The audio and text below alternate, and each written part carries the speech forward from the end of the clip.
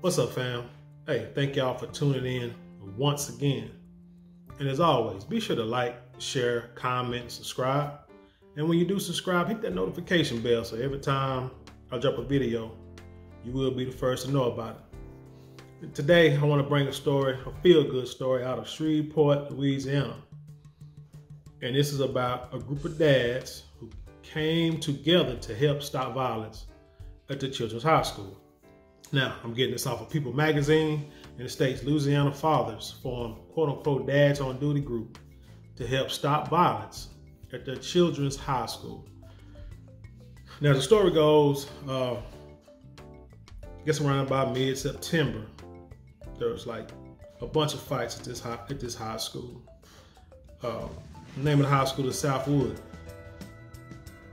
And there's a bunch of fights, and they said I think it said 23 kids either got arrested, suspended, or expelled from school for fighting.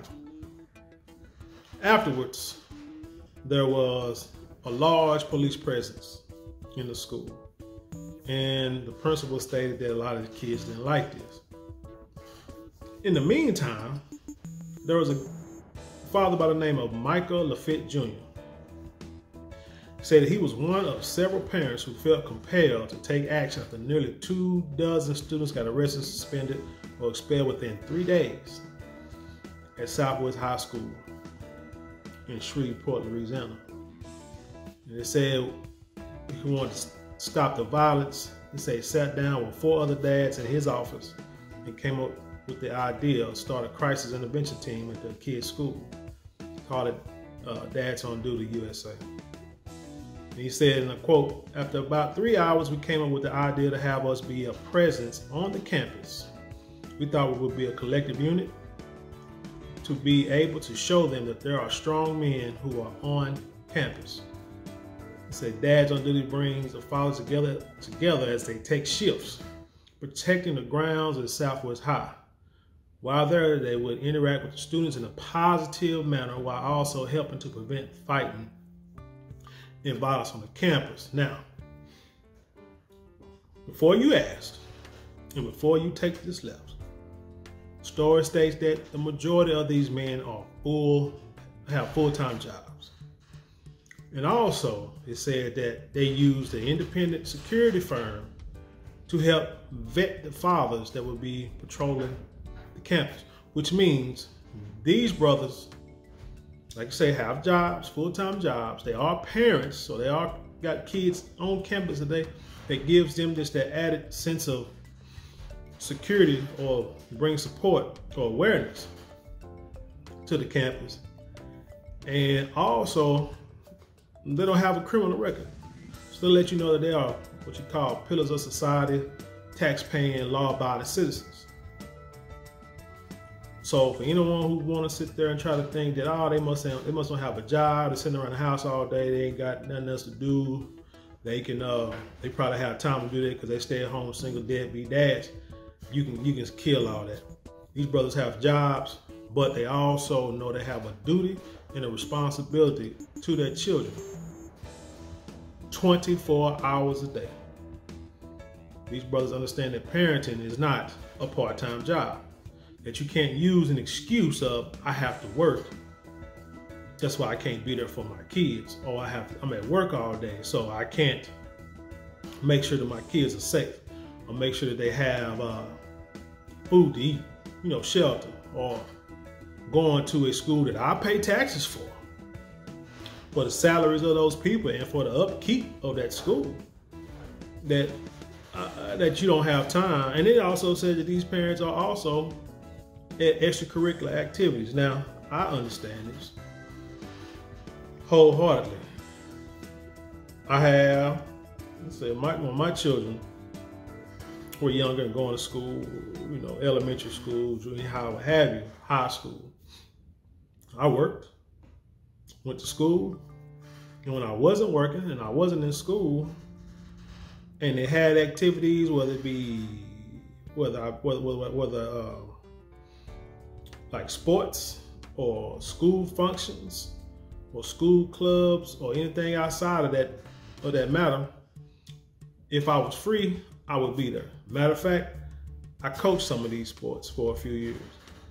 So, like I said, it's not at the point that people don't have time. It's how you use your time. It's how you want to use your time. If you want to use your time to make excuses, then bullshit will happen. If you want to use your time to make things happen, bring positivity to your kids' life, it'll happen.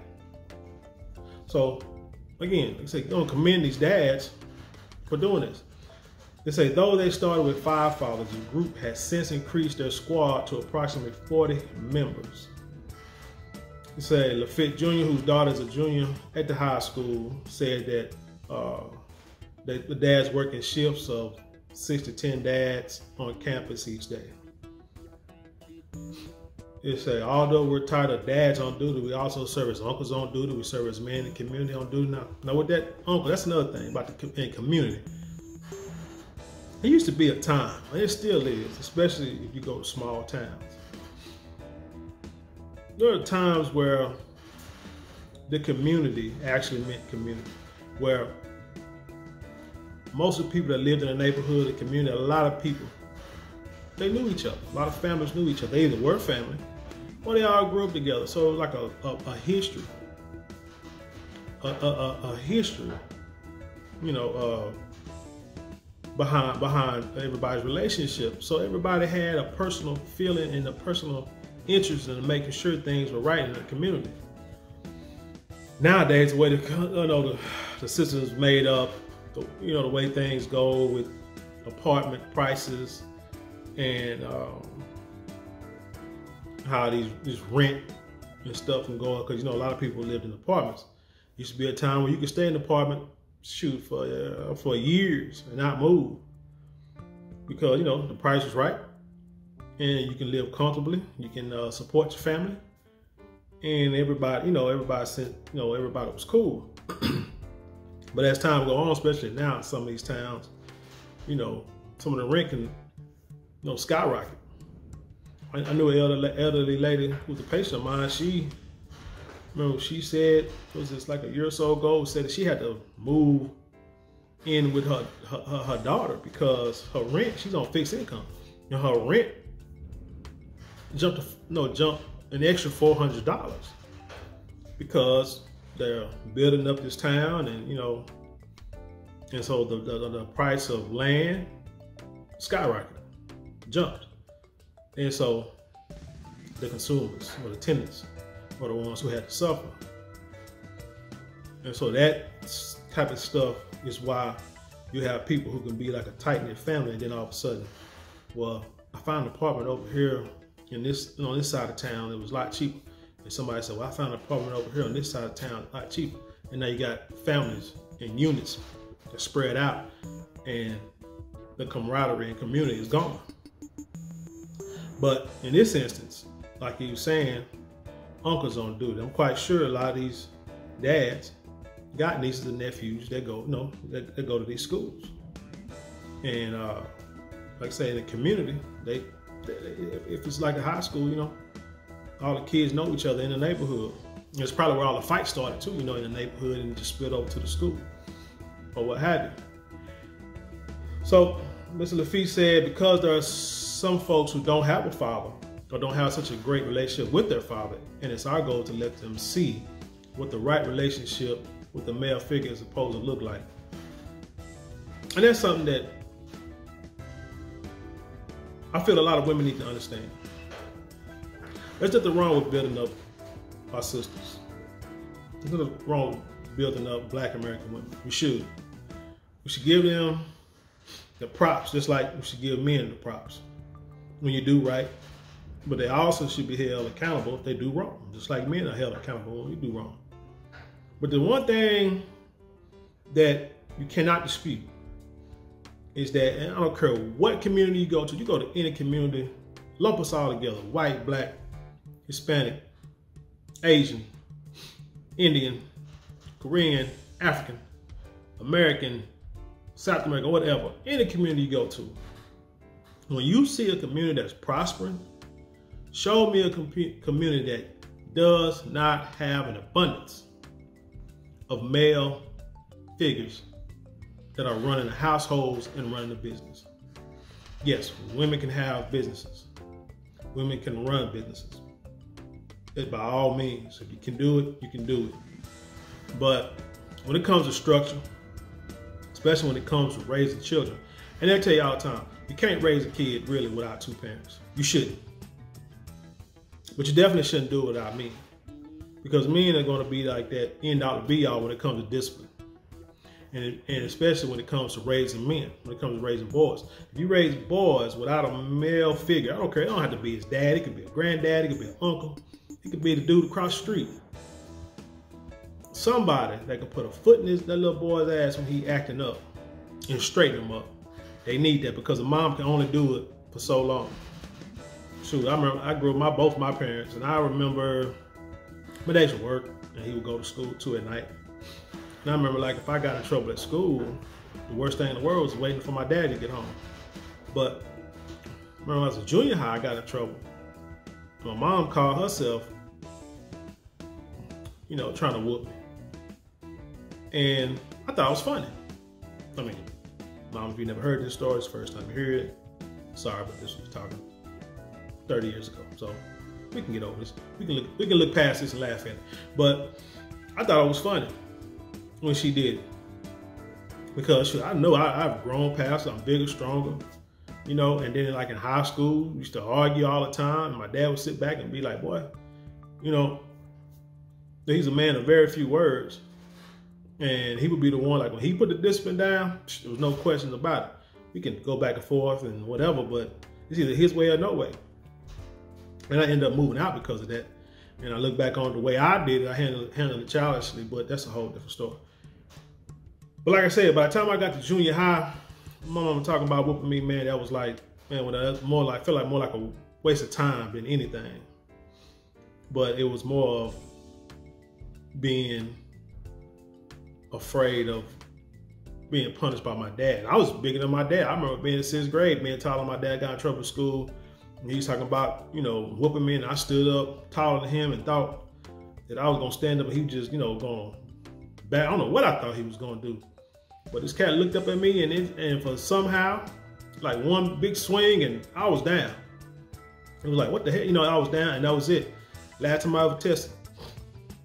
But that's the thing that boys do. It comes to a time in their life where boys try to become men. And when you talk about junior high kids, teenagers, that's a time in their life where you're trying to become an adult, but you really don't know how the world works, but you think you do. You don't have your own responsibilities. You're not out there paying bills. You're not out there raising kids. You're trying to raise yourself, you're trying to learn hormones, you know, what they call changing. You're transitioning over to an older person, but yet it's confusion. So you're fighting a battle with yourself and against the what do you call it, the powers that be. And so you lash out at what's closest to you, and that's your parents and your siblings and stuff and your family members. But that's the time where parenting is really important. It's important when you're younger to teach the kids. Then once they get older to junior high and high school, now it's time to keep your foot down and to make sure, hey, you may be older, but the rules ain't changed. And you'll realize this when you become my age, exactly what we're talking about here. So just hold on. You know, just take this ass with me like a man, like you want to be, or like a woman, like you want to be. And eventually when you become a man or a woman, you appreciate it more. So with these dads doing this, and they're saying that the violence has cut down, and yes, some of the kids that say, like I say, been expelled, suspended, or whatever, or arrested. Doesn't matter. You still have the riffraff in the school, but it's just something about having, like I said, a strong black male presence anywhere. Man, makes a difference. I don't care where you at. I remember being in high school myself, and we had, I think it had like three black male teachers. I had a majority of men teachers. Had a few females. This is about the early mid 90s. I remember Mr. Elias and Mr. Temple. And I had a brother that was, man, he was an economics teacher, but he was cool. He was cool as, too cool for school or whatever, man. But he's like cool on a what they say, on the dark side of the pillar, man. He wore a suit and tie every day to school.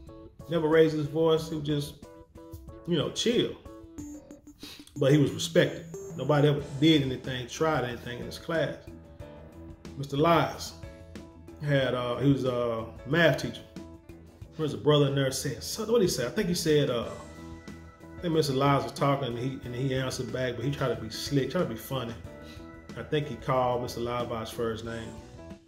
Mr. Lyles said, like, what? He's like, Mr. Lyles kind of stopped. He said, I need you to go to the bathroom and wash your mouth out with soap. And everybody laughed, thought it was funny. Mr. Lyles was serious. And he wasn't going to start class back until, until Arthur went out and left the class, went to the restroom. And that's exactly what he did. He got up and left. He was trying to be funny, what thought was funny, but old man said, if you didn't call me by my first name, I don't know you like that. I said, told him go to the restroom. They had Mr. Temple. Everybody respected Mr. Temple. So there was this one guy. I don't know if he was mad or upset about something, but he had an attitude with Mr. Temple in class. And they had some words back and forth, and then Mr. Temple told him to leave. He tried to buck, but everybody looking at this dude like, what the hell's wrong with you? Like everybody. Like, nah, you don't do that. You know what I'm saying? Nobody had his back, and so he had to, he ended up having to be, put out of class, got put out of class. So yeah, you might have, like I said, one guy who you can't reach, but it doesn't matter. Mr. Temple, for that black male, held their grounds and showed that kids not finna run the asylum. And that's a big problem that we have nowadays, that these kids run the asylum. But again, you got a lot of, I'm gonna say, like, you got a lot of women who are running these households and running these schools, running these governments.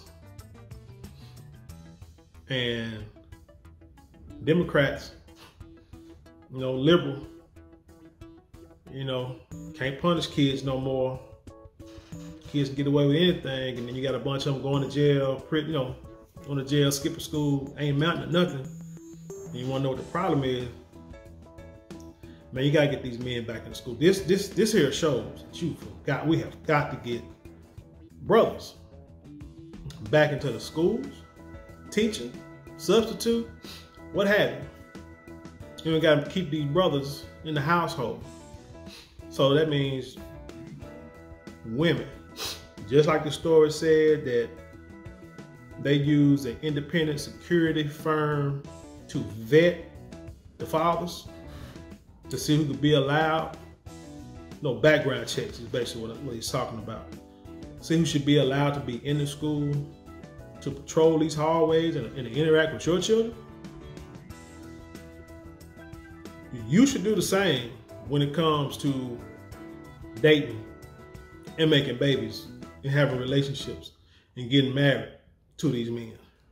You should do a vetting process. Number one, men too, but you should do a vetting process to weed out guys who will be good for the community. Not some of these thugs or these brothers you think is hard or bad boys or whatever you call it. Yeah. We had bad boy stages and thug stages growing up. We'll leave that alone. But you vet these men somehow, some way. Don't be in a hurry to get in relationships. Don't be in a hurry to lay down with these guys who ain't about nothing. Just because, because 10 other hood rats like this Pookie and Ray Ray, and you feel you got to jump in to get your. Nah, if the 10 other hood rats like the Pookie and Ray Ray, and he like them, you let him have them. You let them have him, and you move on. You let them fight amongst each other and do silly stuff. You find that guy. Like I said, it's going to be about his business. And you may say, where do you find these guys? First of all, go to church or whatever religion you follow. I'm just going to use the church because I grew up Baptist, but you can go to church and then you can get into a singles ministry. Now, going to church means you're going to have to make sure that you do what you need to do to be that woman that he needs. So you go to a religious institution that you go to, find a singles ministry, join that. That's a great foundation. Young women, you can go to go to college. Go to college and be around people who trying to do something with their life. I mean, there might be, I'm sure there are other places you can do this, but those are the two I can tell you right now that are like pretty much your odds of finding a good guy will increase more than you out there going to find one at the club. Now, I ain't saying you can't, because I know a couple that they met at the club and they real cool people, but they're also both full-time jobs, been at their jobs forever, you know, church going, kids were in sports. Hell, I coached one of their kids. So, and I mean, they're just good people. So, I mean, I ain't saying you can't find them. I'm just saying how to increase your, your odds of finding a good woman or a good man or what have you. But anyway, let me get off of that, because that's a whole other different story. But hey, tell me what you think about this story. I love this. This is great, man. This is what we need everywhere. They say they have a GoFundMe page. Matter of fact, I'm gonna make sure I put the link in the description box for this story. So this is People Magazine, because they have a link to the GoFundMe page. This is something I can get behind. I can put money behind. Everybody can. And you ain't gotta put big money. I say, oh man, GoFundMe, man. I gotta put $100. Man, put $1 in. Put $2 in. If 1,000 people look at this story, because you're going to share it, right? If 1,000 people look at this story and they go to GoFundMe page and put in $1, that's $1,000 they can get to help build this organization and help eventually maybe it could come to your kid's school. Now, or you can try, or you can do your own. If you got a problem at the school, shoot, y'all could do, do your own again, but you got to find dads who gonna do this. But I know we're out there. We are out here. We are out here raising our kids. We're out here trying to be part of our kids' lives. And we don't need anyone, especially the mothers, trying to keep us away from our children. But anyway, I'm out of here, guys. Thank y'all for watching. Hey, as always, again, like, share, comment, subscribe, hit the notification bell. Hey, if you want to support the channel, look in the description box below. Buy some of the merch. So check out some of the merchandise. Purchase some merchandise that'll help fund the channel. If you got a YouTube channel or you plan on starting a YouTube channel, hit that TubeBuddy link. It's a great way to start. You can see what the hot topics are in the world. You can tell you which topics to choose to make videos on to increase your likelihood of getting views and subscriptions. And also can show you the tags you use so that it'll pop up in these search engines. It's a great tool. They got a free, you can sign up for free, and they got the paid subscriptions too, which to allow you to do more. But anyway, as always, I leave you the same way I came, and that's peace.